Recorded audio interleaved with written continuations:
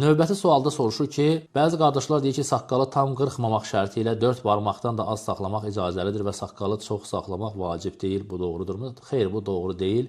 Alimlər 4 barmağın hökmündə ittifaq ediblər. 4 məzhəb alimləri ittifaq ediblər ki, 4 barmaq ən azı nədir?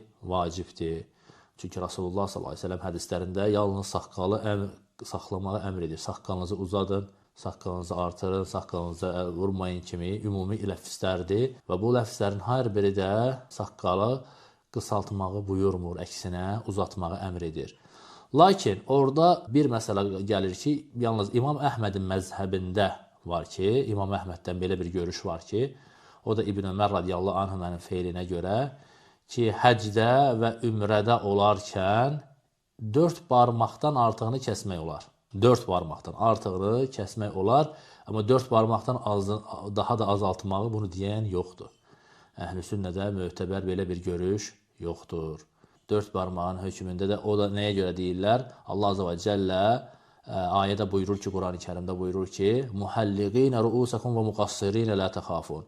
Siz tədxulunəl məscid-i harama inşallah muhalliqinə ruusakum və muqassirinə la təxafun. Siz inşallah məscid-i harama, yəni Kəbəyə daxil olacaqsınız.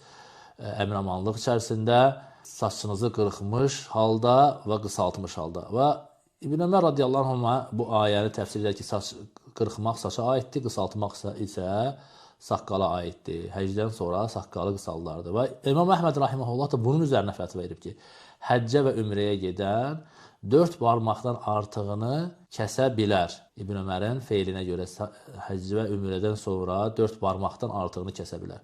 Lakin digər 3 məzhəb, Hənəfilər, Şafilər və Malikilər isə hətta onun da haram olduğunu deyiblər. Bu yüzdən deyirik ki, belə bir fətva, belə bir rəy yoxdur ki, 4 barmaqdan da daha da azaltmaq deyən bir rəy yoxdur. Və bunu da deyən, biz o adama dəlil tələb edirik ki, bu dediyin şeyinin dəlilini gətir. Dəlil gətirə bilməzsənsə, o zaman borcundur ki, dəlilə tabi olasan. Düzünü Allah bilir.